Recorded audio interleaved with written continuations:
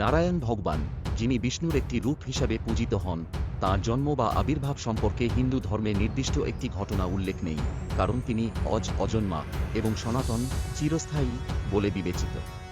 তবে পুরাণ অনুযায়ী নারায়ণ ভগবান চিরকালীন এবং মহাবিশ্বের সৃষ্টিকর্তা, সংহারকারী ও পালনকর্তা।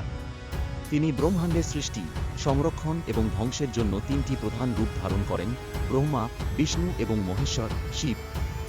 বিষ্ণুর রূপে নারায়ণ ভগবান বিভিন্ন যুগে বিভিন্ন অবতারে পৃথিবীতে আবির্ভূত হন, যেমন ১ মৎস্য অবতার, ২ কূর্ম অবতার, ৩ বরাহ অবতার, ৪ নরসিংহ অবতার, ৫ বামন অবতার, ৬ পরশুরাম অবতার, ৭ রামচন্দ্র অবতার, ৮ শ্রীকৃষ্ণ অবতার, ৯ বুদ্ধ অবতার, ১০ ভবিষ্যতে কল্কি অবতার হিসেবে আবির্ভূত হবেন।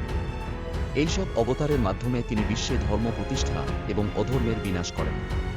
সুতরাং নারায়ণ ভগবানকে একটি চিরন্তন শক্তি বা সর্বোচ্চ সত্তা হিসেবে দেখা হয়। দয়া করে ভিডিওটিতে লাইক করে দিবেন এবং ভালো লাগে চ্যানেলটি সাবস্ক্রাইব করে দেবেন।